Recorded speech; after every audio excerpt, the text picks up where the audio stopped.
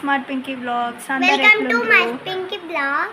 బాగున్నారా? మేమైతే ఇప్పుడు ఊరికి వెళ్తున్నాం. మేము ఇప్పుడు సో ఊరు వెళ్తున్నాం అనమాట. సడన్గా ప్లాన్ చేసినాము. ప్లాన్ అయితే టైం 3 గంటలు అయితే జల్దీ టైం అయితే వెళ్తాం. సో మా ఊరు వచ్చేసి మహబూబ్ నగర్ సైడ్ అనమాట. దాటి ఇంకా వెళ్ళాలి, మక్తల్ సైడ్ మా ఊరు.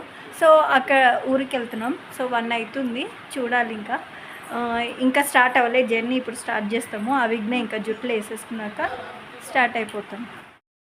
సో మనము హైదరాబాద్ నుంచి బస్సులో వస్తే అయితే 165 కిలోమీటర్స్. సో బస్ దిగగానే మనకి ఎదురుగా కనిపిస్తుంది అనమాట. పెద్ద స్టాచ్యూ ఉంది హనుమాన్జీది 33 ఫీట్ ఉందన్నమాట.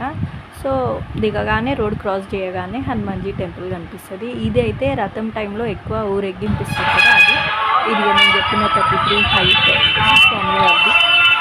దాని తర్వాత ఇంకా ఈ గుడిలోకి వెళ్దాం. గుడి ఎప్పటి నుంచో ఉన్నాయి. సో ఈ హనుమాన్ అయితే పడమటి సైడ్ దర్శనం చేసుకుంటున్నాం అనమాట. So let's go. First time అయితే నేను కూడా ఈ గుడికి వచ్చాను. సో సాయంత్రం కదా, ఇది ఎంట్రన్స్ చూసారు కదా. ఇంకా అక్కడ సైడ్ నుంచి ఎంట్రన్స్ ఉంది, ఇటు సైడ్ నుంచి కూడా ఉందన్నమాట. 2 వైపులో ఉంది. మక్తల్లో బాగా ఫేమస్ అయినది ఉంటుంది కదా. సో నేను ఫేమస్ ఉన్నప్పుడు జాతరకైతే రాలేను, ఇలాంటి టైంలో వచ్చాను. సో బ్రీఫ్గా నేనైతే గుడి గురించి అయితే చూపిస్తాను ఫ్రెండ్స్.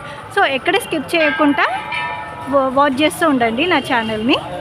సో ఇది ఇక్కడ లెగ్స్ వాష్ చేసుకుని, ఇది బాయ్ అండి, చూడండి, పాతకాలపు లాంటి బాయ్. సో ఇక అక్కడ నుంచి కూడా ఇంకో ద్వారం ఉందన్నమాట. అలా నుంచి కూడా రావచ్చు. గుడి అయితే ఎంత సైలెంట్గా ఉందో. జాతర టైంలో అయితే ఫుల్ రష్ ఉంటుంది. సో అదొక వే అయితే, ఇది ఇంకొక వే నుంచి కూడా ఉందన్నమాట. సో ఇంకా ఇక్కడ సైడ్ నుంచి అయితే ఆయన పడమటి సైడ్ నుంచి ముఖం కనిపిస్తుంది అనమాట హనుమాన్ది. ఇగో చూడండి, ఇది మెయిన్ అనమాట. సో దీని తర్వాత ఇంకా సో మేమైతే ఇంకా రౌండ్స్ తిరుగుతున్నాము, 5 రౌండ్స్. దాని తర్వాత ఇంక ఈ గుడి కిందంటే గోపురం లేదనమాట ఫ్రెండ్స్. నేనైతే ఒక 4-5 సార్లు కింది వంగి చూసాను అనమాట. గోపురం అస్సలు కనపడట్లేదు. సో రౌండ్స్ అయితే కంప్లీట్ చేసేసుకున్నాం అనమాట. ఇంకా దేవుణ్ణి అయితే దర్శనం చేసుకోవడానికి వెళ్తాము. ఇదిగోండి, ఈ హనుమంతుడి స్పెషల్ ఏంటంటే ఆయన పడమటి సైడ్ కొంచెం ఒరిగి ఉంటాడనమాట. కొన్ని హనుమాన్ గుడ్లలో అయితే మనం చూస్తాం కదా, దేవుడు గోడకి అతికి ఉండడం కానీ అలా, కానీ ఈయన అలా ఎలా ఉండడనమాట, మధ్యలో ఉంటాడు. ఇంకా ఈయనకి పూజ చేసుకుంటే మనకి శని దోషాలు పోతాయి అనేసి అన్నారు. ఇంకా స్వామివారికి ఎంతో ఇష్టమైన సింధూరు ఇచ్చి మన మనసులో కోరిక ఏదైనా ఇంకా సింధూరు ఇచ్చి మంచిగా పూజ చేసుకుంటే మనం వెంటనే కోరికలు తీరుతాయని భక్తులది అందరిది నమ్మకము. సో ఇదండి మక్తల్ హనుమాన్జీది టెంపుల్ టూర్. నచ్చితే లైక్